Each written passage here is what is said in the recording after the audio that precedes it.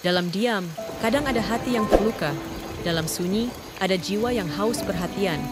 Bukan cinta yang mereka cari, hanya ingin didengar, dimengerti, dan disayangi meski sesaat. Malam ini, dengarkan kisah yang mungkin tak pernah berani diucap. Sebuah cerita tentang dua insan yang bertemu di waktu dan tempat yang salah. Pak Budi sudah seperti bagian dari bangunan sekolah itu sendiri. Ia datang paling pagi, bahkan sebelum cahaya matahari menembus pagar besi gerbang depan. Tugasnya sederhana, membuka gembok, menyapu halaman, memastikan semua ruangan bersih dan siap untuk digunakan. Tubuhnya yang sudah mulai renta masih tampak sigap meski usia nyaris menyentuh kepala 5. Rambutnya sebagian besar sudah putih, tapi matanya masih tajam dan jernih. Suatu pagi yang agak mendung, langit menggantungkan awan kelabu di atas sekolah. Angin berhembus pelan, membawa aroma tanah basah dari taman kecil di samping lapangan.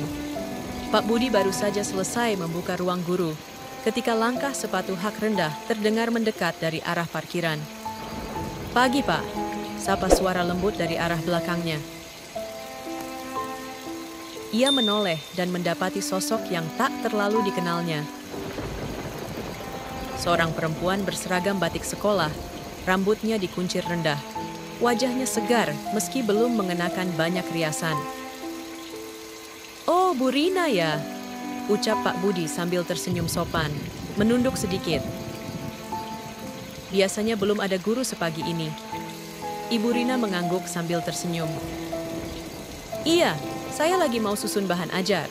Biasa, guru baru kan belum hafal semua materi." Mereka sempat tertawa kecil. Tak ada yang spesial dari pertemuan itu, setidaknya begitu pikir Pak Budi. Namun, sejak pagi itu, sesuatu terasa berbeda. Ia mulai menantikan langkah sepatu yang sama, sapaan yang sama, dan senyum hangat yang, entah kenapa, terasa lebih tulus dibanding yang lain. Hari-hari berikutnya, Ibu Rina semakin sering datang pagi. Tak hanya karena ingin mempersiapkan materi, tapi juga karena ia merasa nyaman dalam suasana sunyi sekolah sebelum murid-murid datang. Ada ketenangan yang tak ia temui di rumah, di mana suaminya lebih banyak diam dan sibuk dengan pekerjaannya. Pak Budi pun mulai menyesuaikan jadwalnya. Ia datang sedikit lebih awal dari biasanya, pura-pura menyapu lebih lama di sekitar ruang guru. Setiap kali Ibu Rina datang, mereka akan saling menyapa, kemudian berbincang ringan, soal cuaca, soal kelas, kadang soal hal-hal sepele seperti kopi favorit atau masakan kampung. Suatu pagi, Ibu Rina datang membawa 2 gelas kopi dalam kemasan termos plastik. Ia menyodorkannya pada Pak Budi dengan senyum kecil. "Ini buat Bapak, biar nggak kedinginan pagi-pagi begini," ucapnya. Pak Budi sempat tertegun, lalu tersenyum kikuk. "Wah, terima kasih banyak, Bu. Jarang-jarang ada yang ingat saya pagi-pagi." Ia menyesap kopi itu perlahan, merasakan hangatnya tak hanya di mulut, tapi juga di dada. Bukan karena kopinya istimewa, tapi karena ada seseorang yang memikirkannya, bahkan dalam hal kecil. Bagi Pak Budi yang hidup sendiri, setelah ditinggal istrinya bertahun lalu, perhatian sekecil ini terasa seperti sinar di tengah hari mendung. Bagi Ibu Rina, itu pun bukan sekadar basa-basi. Ada rasa simpati, ada ketertarikan samar yang ia sendiri belum sepenuhnya pahami. Tapi yang jelas, pagi-pagi di sekolah kini bukan hanya soal kerja. Ada sesuatu yang lebih dari sekadar kopi. Ada kedekatan yang perlahan tumbuh diam-diam. Sore itu hujan turun lebih deras dari biasanya. Langit gelap dan petir menyambar dari kejauhan. Sebagian besar guru dan murid sudah pulang lebih awal, karena langit sudah tampak mengancam sejak siang. Namun, Ibu Rina masih duduk di ruang guru, dikelilingi tumpukan kertas ujian yang harus diperiksa. Ia berencana menyelesaikannya sebelum akhir pekan, agar bisa menikmati waktu tenang di rumah. Meskipun, dalam kenyataannya, rumah justru terasa lebih sunyi dibanding ruang sekolah yang kosong ini. Pak Budi datang membawa sapu, sekadar memastikan semuanya aman sebelum ia mengunci ruangan. Melihat Ibu Rina masih di sana, ia berhenti di ambang pintu. "Belum pulang, Bu?" Ibu Rina mengangkat kepala, tersenyum lelah. Masih banyak koreksian, Pak. Saya nggak enak ninggalin kerjaan numpuk. Pak Budi melangkah masuk, duduk di kursi kosong seberangnya. Saya temenin sebentar ya, di luar juga hujan lebat. Mereka mulai mengobrol, awalnya ringan, soal sekolah, murid-murid, lalu bergeser ke hal yang lebih pribadi. Ibu Rina tanpa sadar membuka diri, tentang suaminya yang jarang di rumah, lebih sibuk dengan urusan kantor daripada keluarganya. Tentang rasa sepi yang makin sering menghampiri, meski secara teknis ia tak pernah sendiri. Pak Budi mendengarkan dengan sabar. Ia tak banyak bicara, hanya mengangguk atau sesekali memberi komentar bijak. Matanya menatap Ibu Rina dengan sorot yang lembut, bukan iba, tapi empati. Di balik wajah lelaki tua yang keras karena matahari dan waktu, ada kelembutan yang tak banyak orang sadari. Waktu berjalan lambat, hujan tetap turun. Tapi bagi mereka berdua, percakapan sore itu menyisakan sesuatu yang tidak biasa. Rasa nyaman yang terlalu dalam untuk dianggap wajar. Beberapa hari setelah percakapan panjang itu, hubungan antara Pak Budi dan Ibu Rina tak lagi sama. Ada kehati-hatian dalam setiap sapa, tapi juga kerinduan yang samar dalam setiap tatap. Mereka tak pernah membicarakan apa yang terjadi sore itu.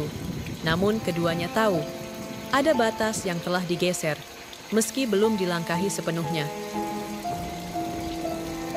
Pagi itu, hujan semalam membuat lantai lorong dekat ruang perpustakaan menjadi agak licin. Pak Budi sedang menyapu ketika Ibu Rina datang terburu-buru. Tangannya penuh dengan buku dan map, langkahnya cepat. "Hati-hati, Bu!"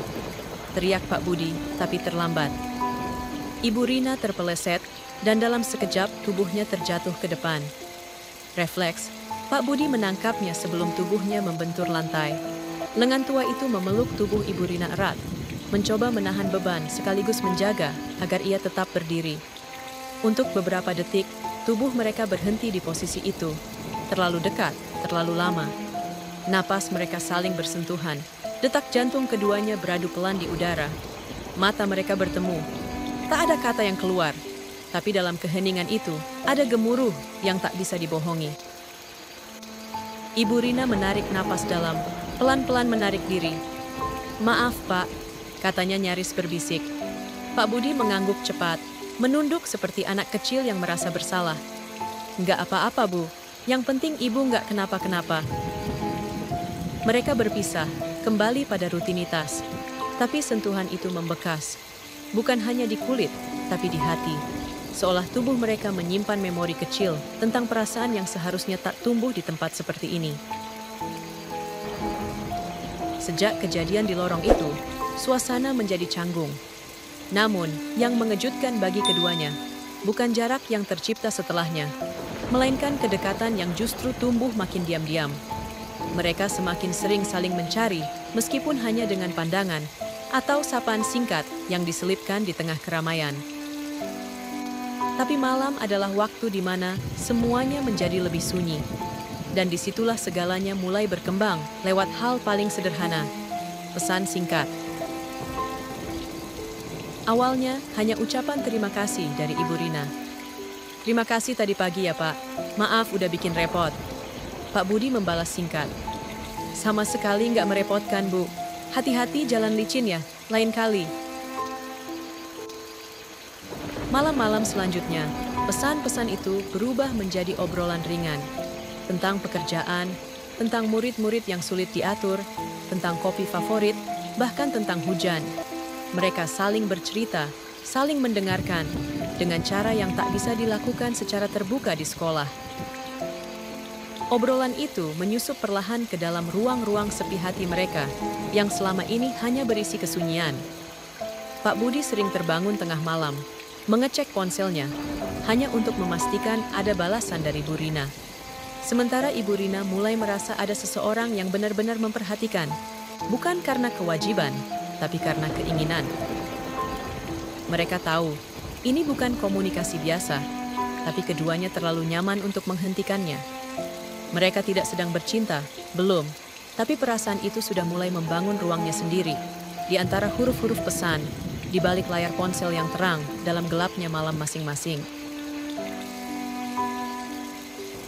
Hari itu, langit mendung kembali menaungi sekolah. Ibu Rina harus lembur untuk menyusun laporan semester yang harus dikumpulkan besok pagi. Ruang guru sudah sepi saat sore mulai bergeser ke malam. Lampu neon menyala pucat, hanya 1-2 ruangan yang masih terang. Pak Budi, seperti biasa, memastikan tidak ada yang tertinggal sebelum ia mengunci semua pintu. Melihat ruang guru masih terbuka, ia menengok dan mendapati Ibu Rina masih duduk, tampak kelelahan. "Masih kerja, Bu?" "Belum kelar, Pak. Laporan banyak banget," jawabnya dengan senyum tipis.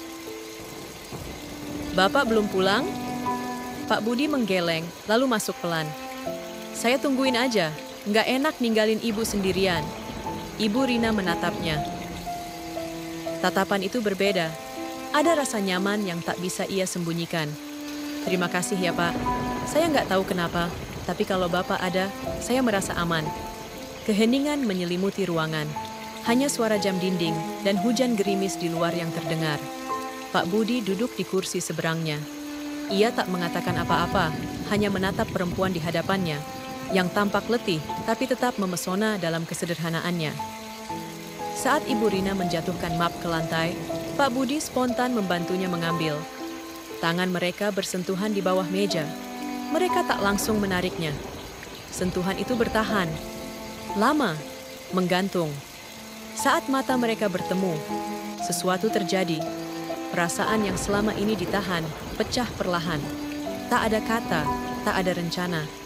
Tapi kedekatan mereka mulai melewati batas yang dulu dianggap sakral. Dan walau belum terjadi sepenuhnya, malam itu menjadi titik awal di mana mereka berhenti melawan keinginan yang tak pernah mereka rencanakan. Langit malam menggantung pekat di atas atap sekolah.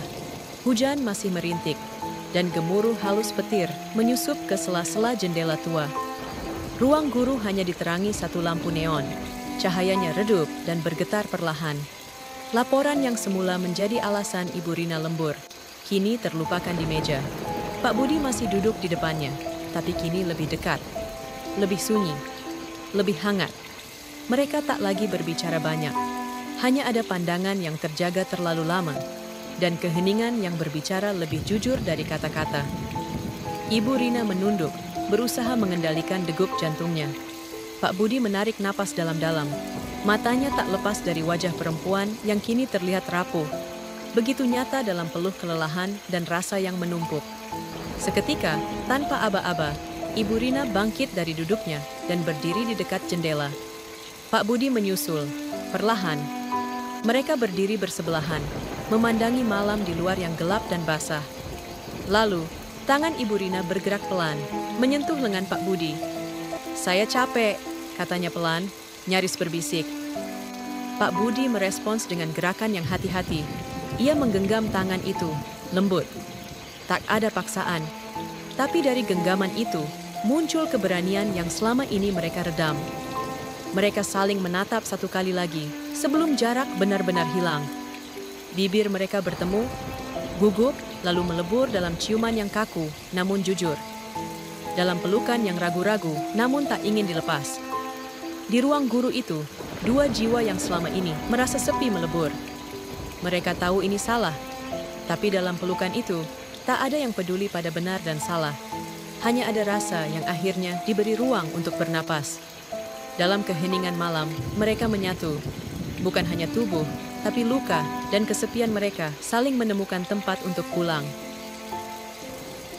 Pagi harinya, sinar matahari masuk melalui celah jendela ruang guru, membias di lantai yang masih sedikit basah sisa hujan semalam. Sekolah mulai hidup kembali dengan suara murid-murid dan langkah kaki guru. Tapi di antara semua keramaian itu, dua orang justru merasa lebih sunyi dari sebelumnya. Ibu Rina duduk di mejanya, menatap kosong ke layar laptop. Senyum yang biasa ia pakai untuk menyambut rekan kerja, kini terasa dipaksakan. Pak Budi, seperti biasa, membuka gerbang, menyapu halaman, dan menyapa guru yang datang. Tapi tak satu pun dari keduanya menoleh ke arah yang lain. Mereka saling menghindari, Di dalam hati mereka, semalam masih tertinggal, hangat, menggoda, namun menyisakan getir. Mereka telah melangkah ke wilayah yang tak seharusnya mereka datangi. Hasrat yang semalam terasa begitu tulus, kini membebani mereka dengan rasa bersalah yang berat. Saat mereka akhirnya berpapasan di lorong belakang sekolah, pandangan mata mereka hanya sebentar bertemu. "Kita nggak seharusnya," ucap Ibu Rina pelan, nyaris tak terdengar. Suaranya gemetar, seperti menahan air mata. Pak Budi menunduk, tak mampu menatap lebih lama. "Saya tahu, Bu. Maaf." Tak ada yang bicara lagi setelah itu. Mereka berjalan menjauh, kembali ke dunia masing-masing. Tapi di dalam hati, mereka tahu bahwa apa yang sudah terjadi tak bisa dihapus. Mungkin tak akan pernah terjadi lagi, tapi kenangannya akan terus ada, mengendap di sudut ruang dan waktu, menjadi rahasia yang akan mereka bawa sendiri-sendiri, dalam diam yang paling dalam. Hari-hari berlalu setelah malam yang melampaui batas itu. Ibu Rina mencoba mengembalikan hidupnya seperti semula. Datang tepat waktu, mengajar dengan profesional, dan pulang sebelum langit berubah jingga. Ia menolak lembur, menolak duduk terlalu lama di ruang guru saat sore datang. Semua ia lakukan agar tak ada lagi pertemuan dengan Pak Budi di luar kewajaran. Pak Budi pun berubah, tak lagi menyapa dengan nada hangat, tak lagi mengirim pesan larut malam. Ia kembali menjadi penjaga sekolah yang sederhana, hanya bicara jika perlu, menjaga jarak dengan tenang. Tapi di balik ketenangan itu, ada kekacauan yang tak bisa ia redam. Tiap kali melihat Bu Rina berjalan melewatinya, ada rasa bersalah yang menikam, namun juga kerinduan yang tak bisa ia bunuh. Suatu siang, saat Ibu Rina tak sengaja melihat Pak Budi sedang menyiram tanaman dekat taman belakang sekolah, hatinya bergetar. Sosok lelaki itu bukan hanya bagian dari kenangan semalam yang mereka sesali. Ia adalah satu-satunya orang yang benar-benar pernah mendengarkannya. Menyentuhnya, bukan hanya secara fisik, tapi juga emosi. Ia menahan diri agar tak menghampiri, namun matanya sulit lepas dari punggung lelaki itu. Di sisi lain, Pak Budi pun merasakan hal yang sama. Ia berpura-pura sibuk dengan selang air, padahal jantungnya berdegup kencang saat menyadari Ibu Rina mengamatinya dari jauh. Mereka sama-sama ingin melupakan, tapi memori itu terlalu nyata, terlalu hidup. Dan pada akhirnya, mereka menyadari satu hal, rasa yang sudah pernah tumbuh, tak bisa begitu saja dicabut tanpa meninggalkan akar. Rasa itu masih tertanam, diam-diam tumbuh kembali meski tanpa cahaya.